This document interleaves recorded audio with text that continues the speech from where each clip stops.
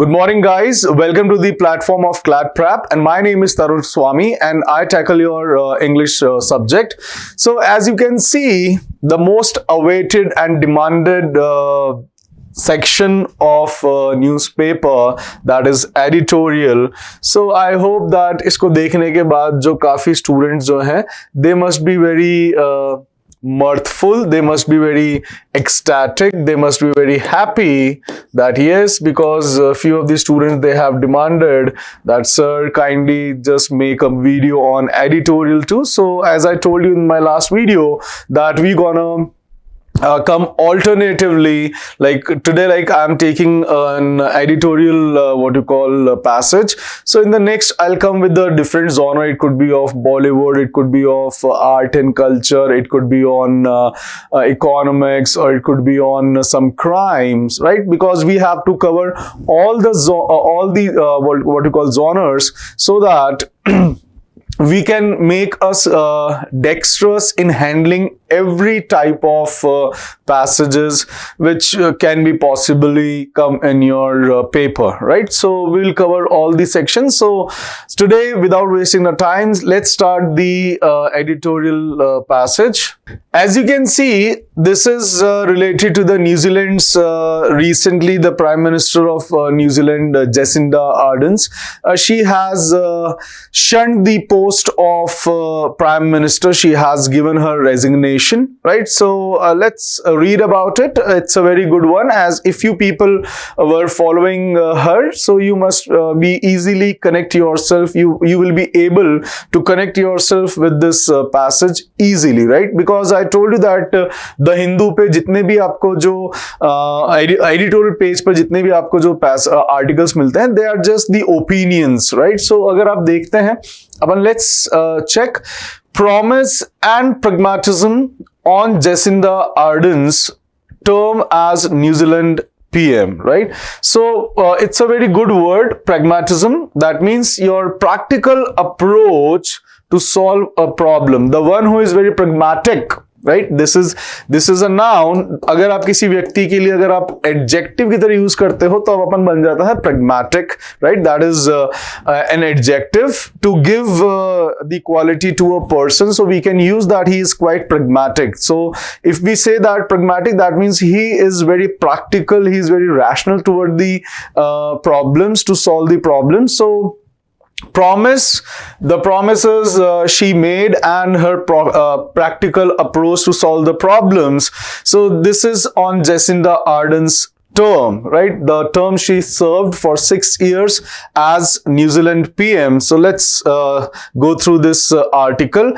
And जब भी बच्चे आप लोग पढ़ते हो तो ये भी पढ़ लिया करो, जितना भी पेज पर है, डू नॉट जस्ट स्किप कि यहाँ से अपन डायरेक्ट आ जाए. इसमें भी कुछ अच्छा मिल सकता है, दो it is from the article only, but just have a look and you should have kaleidoscopic view, right? कि you should go through each and everything whatever is in front of your eyes in newspaper, right? जैसे कि कई बार जो sad dismissal की जो news आती है उनके लिए भी एक word होता है, and even a very good word I want to ask, one word substitution है आपके ALET के अंदर या आपके LSAT के अंदर या MHCT के अंदर. They can ask this question, may be possible because many of the competitive exams they have asked that newspapers के अंदर कई बार कुछ mistake आ जाती है, उनके करेक्शन के लिए फिर एक everyday there is a column in newspaper, right? कि कल की मिस्टेक को वो करेक्ट कर रहे हैं, तो उस कॉलम के लिए भी एक नाम होता है. तो आप मुझे कमेंट बॉक्स में बताएं कि what do we call that column. तो जो बच्चे अच्छे से पढ़ते होंगे, they must be you know very much aware about it कि that what is there in the column, right? So let's start reading the newspaper now. Jacinda Ardern's time in office as New Zealand prime minister. See, अब अपन धीरे धीरे इसको पढ़कर समझें भी, है ना? जेसिंडा आर्डर्न का, बिकॉज दिस अपोस्ट्रोफी एस का मतलब होता है काके की, as you all know that Jacinda Ardern का जो टाइम है इन ऑफिस के अंदर एज न्यूजीलैंड के प्राइम मिनिस्टर के तौर पर was rattled, right? Rattled is a very good word. Rattled का मतलब होता है बेसिकली किसी चीज का बहुत ज्यादा तेजी से मूव करना, राइट? अब यहां पर यूज करा गया है बाय सक्सेसिव चैलेंजेस, राइट, कि उनके बहुत सारे उनके एक के बाद एक चैलेंजेस आए थे, तो वह उनका जो टर्म है ऑफिस के अंदर, जो उनका टाइम था, it was rattled, right, rattled by it, that means moved by it. अब यहां पर you have to take the comprehension of this word, because rattle का बेसिक मीनिंग होता है, अगर आपने देखा होगा, रैटल अगर डिस्कवरी चैनल आपने कभी देखा हो, रैटल स्नेक्स भी होते हैं जो whenever any nemesis or any predator attacks on them, so the snake, they just start moving their tail and start making the sound of that sound is known as rattle. So guys, try to, that's why I always ask my students, I urge you people that you should always what you call refer dictionary than Google, right, जिससे कि हमें उसके सारे अधिकतर जो भी हमें उस वर्ड का मीनिंग है या जो यूसेजेस है वो हम देख सकें. Fine. At 37, the Labour leader came to power in 2017, promising a transformational change. और 37 साल की उम्र पर जो लेबर लीडर है, अभी क्या मजदूर नहीं है यहाँ पे, you have to apply your common sense to labor leader, that means she hails from the Labour Party. And I hope ये जो पूरा आर्टिकल है it's legible to you all. Legible का मतलब होता है जिसको आप पढ़ सकते हो, that is known as legible. यहाँ पे एल नहीं आ पा रहा है, बट जस्ट अ मिनट, मैं इसको इधर मूव कर देता हूं. यस, सो लेजिबल, राइट. और जो नहीं पढ़ा जा सकता है that is illegible. Fine. I hope this font is legible to you all. So at 37 जो लेबर लीडर थी, she incumbent the office. I have used that word earlier too. Vocab marathon के अंदर भी I have used. And when we talk about political related videos or vocabulary, then you're gonna see this incumbent, that is to hold an office. So she incumbent the office in 2017, promising a transformational change, and she came up with the promise, with a vow that there would be a transformational change, right? या आगे भी शायद आपको word पढ़ने को मिलेगा. Vow means promise.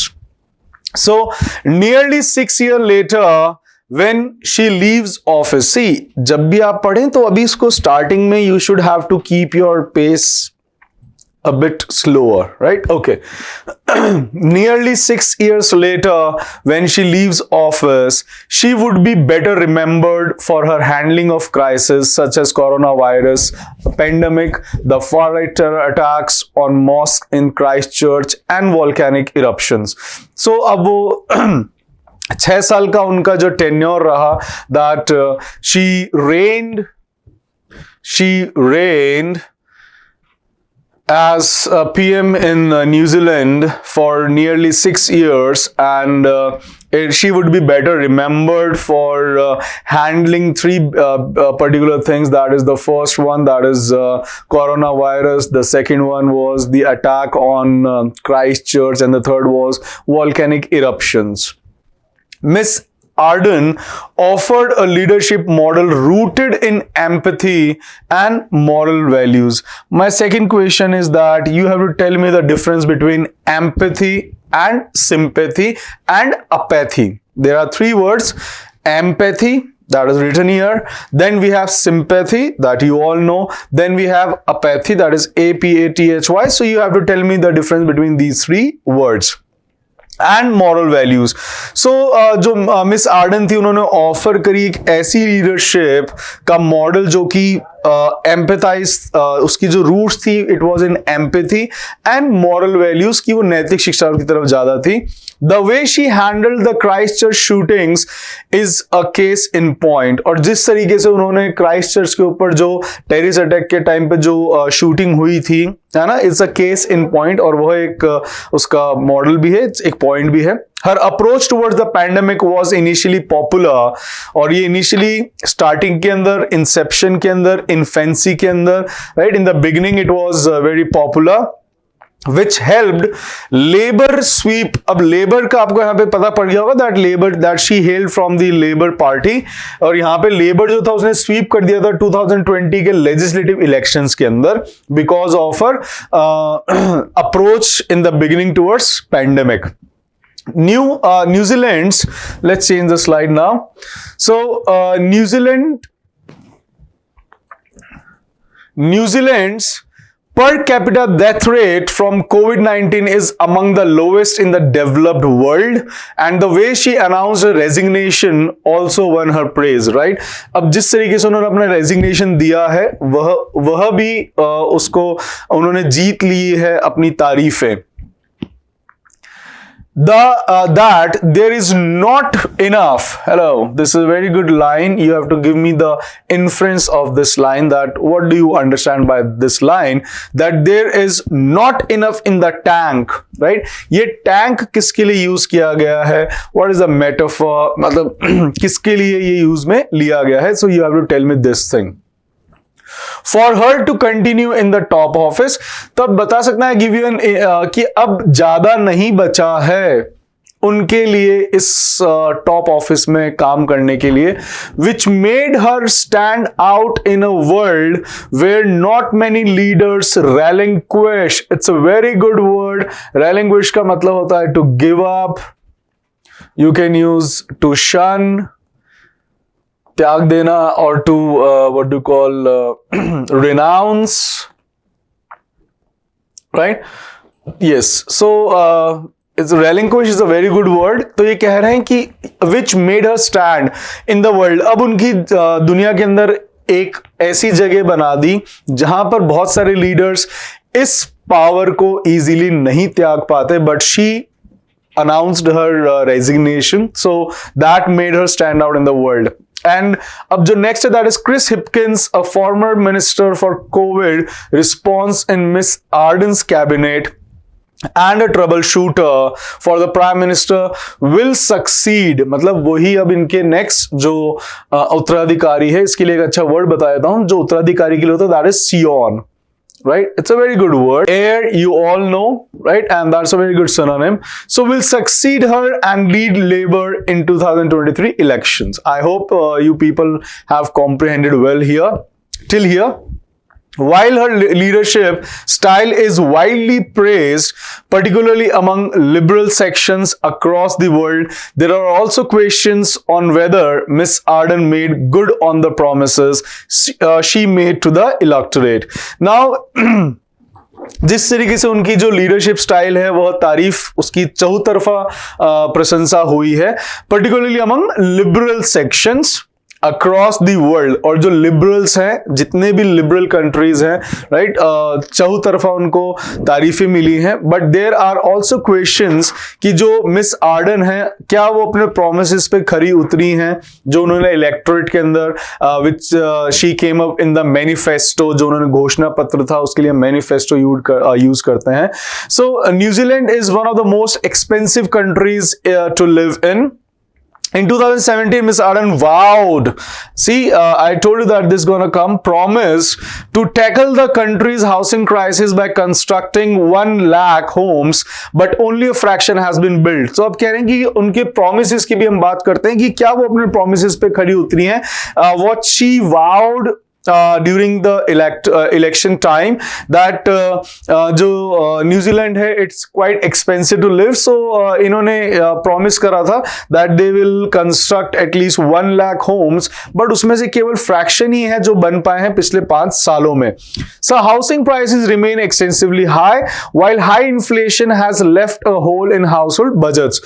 और इसी कारण से जो house के जो pricing है they remain extensively high, and while high inflation और जो बहुत ज्यादा महंगाई है उसने एक जो घरों का बजट होता है उसके अंदर एक छेद छोड़ दिया है, एक कमी छोड़ दी है, मतलब जिससे पैसा निकल जाता है, ड्रेन होता है. Her promises to address child poverty, New Zealand has one of the worst rates of child poverty in the developed world.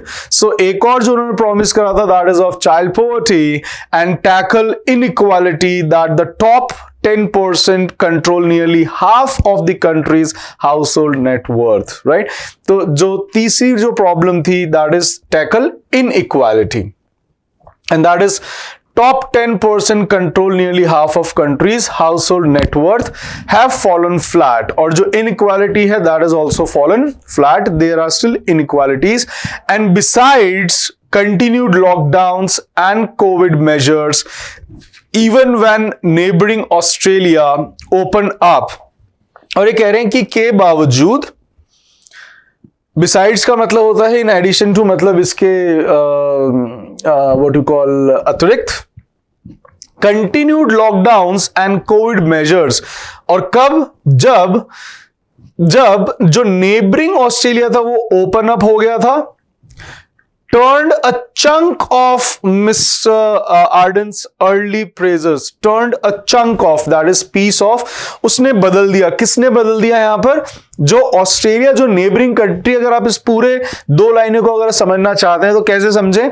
Besides मतलब के बावजूद, अब ये कॉमा आया है, continued lockdown and Covid measures, even when, जब, कब? जब पड़ोसी राज्य ने भी, यहां पे इवन का मतलब भी हो गया, भी अपना जो लॉकडाउन था वो हटा दिया था। इस कारण से इट टर्न्ड अप, यह टर्न हुआ, a chunk of miss Ardern's early, और इसने बदल दिया a piece of Ardern's early, yes, here we go, early admires away from her। ये एक अच्छा what you call सेंटेंस है अपने कॉम्प्रिहेंशन को चेक करने के लिए कि क्या हुआ था, है ना। जिनको पढ़ने में या समझने में प्रॉब्लम आती है, look at the method that how we can improve our comprehension. And guys, comprehension का एक सिंपल सा रूल है, अगर किसी को अपनी कॉम्प्रिहेंशन अच्छी करनी है, just try it, right. And if you do not get good results, then hit me hard that no sir, it was not a good method, but I give you the guarantee that if you follow that method, definitely you're gonna come up with flying colors in your examination, and before that only, like after 20 days only, you will see the change, but for that you have to sit and toil, fine। and kindly we are not in a hurry, अभी हमारा CLAT काफी दूर है, but अभी इस preparation का time है, so kindly do not be on tenter hooks that sir ये पैसेज नहीं हो रहा है मॉक में कमाने, that is pretty fine because we are in the infancy, it is just the inception of your preparation, so kindly hold your breath, calm down, relax, but read, and whatever you are reading, try to comprehend it and do not leave a single line or a sentence without comprehending it, right?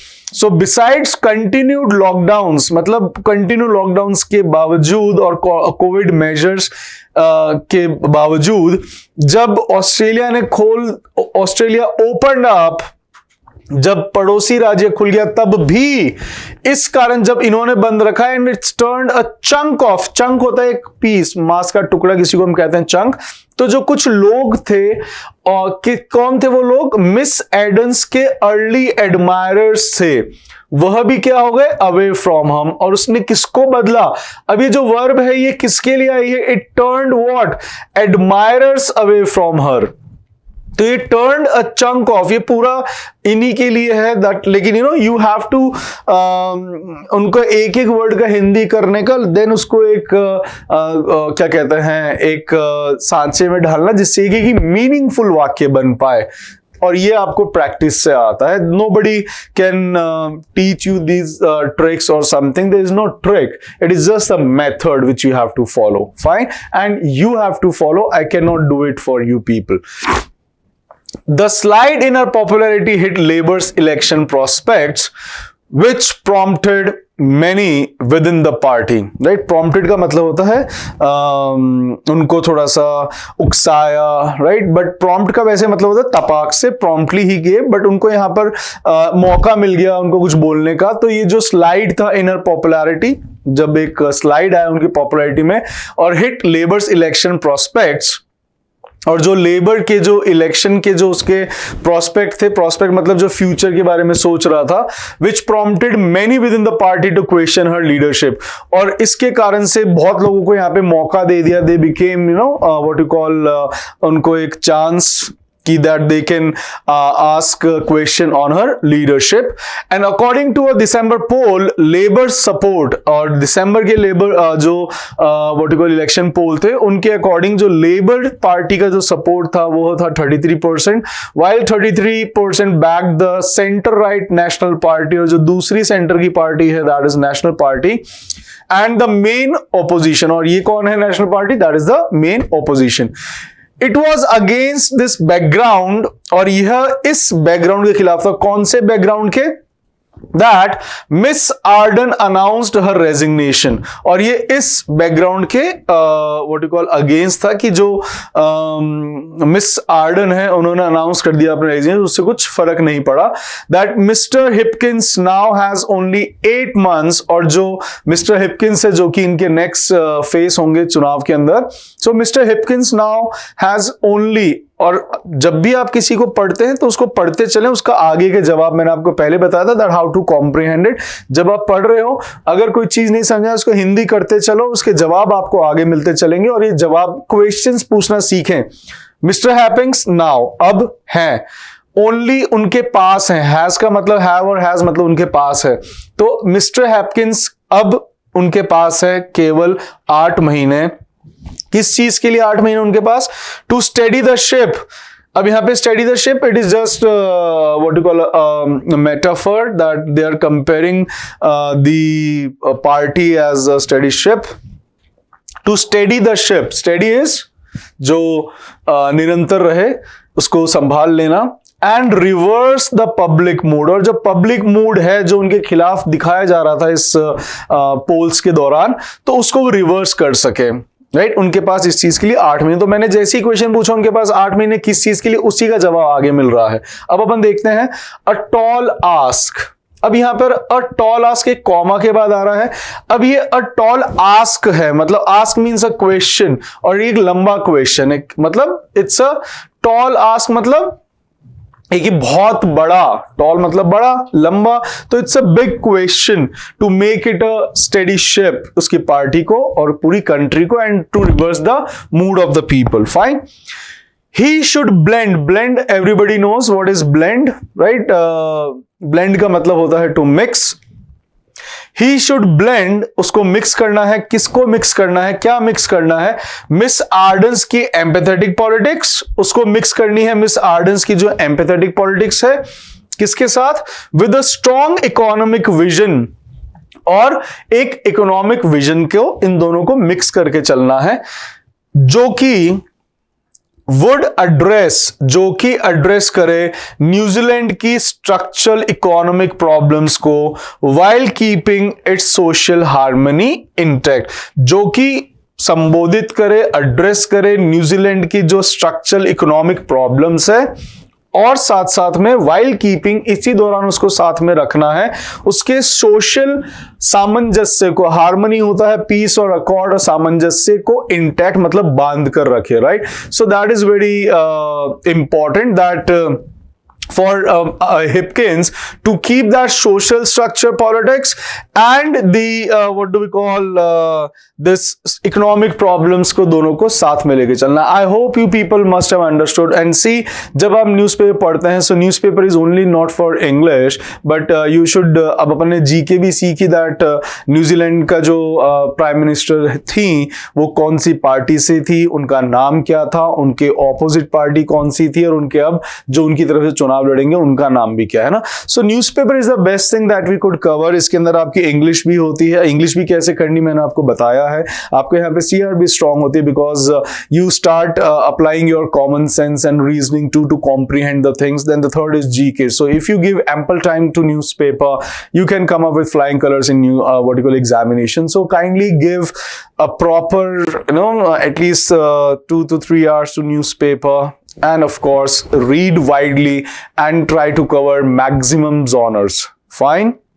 See you in the next video with a different genre article. So till then, take care and kindly do not forget to answer me. I have asked you 3 questions. The articles which are used for the correction of the previous day. The second is the difference between empathy, sympathy and apathy. And then I ask you to tell me the inference of one word, that there is not enough in the tank, right? So just answer me in the comment box so that I can know that you people are learning or not. Fine. Till then, take care. Goodbye.